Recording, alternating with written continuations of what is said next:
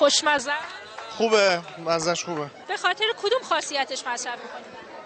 اول خوشمزگیش، بعدش هم کلی خاصیت داره، پاک کننده خون کبده. عرضه مستقیم محصولات باقی از استان‌های انارخیز در جشنواره 100 دانه یاقوت. انار نیریز شیرازه. هر هکتاری نزدیک 15 تن انار میده. نسبت به انارهای دیگه خب تو بازار مثل این کمه. انار خوبه چجوری میشناسید؟ اعتماد میکنیم به فروشنده‌اش. رنگ پوستش روشن باشه و گردنش هلالی و باریک باشه و زیرش گرد باشه، طبیعتا انار بهتریه. یکی از خصوصیات انار ساوه اینه که پوست نازکه، بهش میگن پوست کاغذی. دونش از زیر پوست قشنگ مشخصه. سنگین وزنه.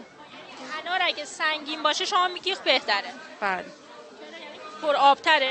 100% پوک نیست. چیزی حدود 50 تن انار پیش بینی شده که در این 25 روز برگزاری جشنواره عرضه خواهد شد. انار میوه بهشتی و سرشار از خاصیت. انار سیاه طعمش گرمه، برای گلودرد، سرماخوردگی، ذات‌الریه و سیاه سرفه خوبه. که مشتقات زیادی هم ازش تولید میشه، از آب انار و لواشک تا رب انار. انار رو دم میکنیم، میذاریم میپزه. وقتی پخت از سبد ردش میکنیم، این گوشت انار اینا همه در میاد.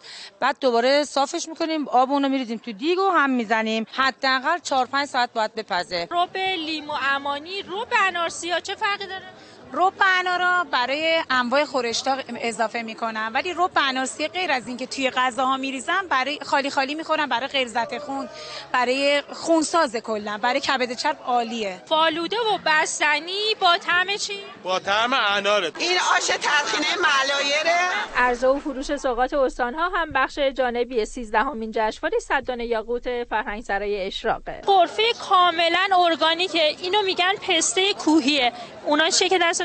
این بادام کوهیه، اینم مغزشه. اینو با آب نمک خیسوندیم، خیلی نرم راحته. سام با جوانه گندم درست میشه. هل گلاب زعفرون زرده تخم مرغ. بستنی خشکه، یه محصول جدیده.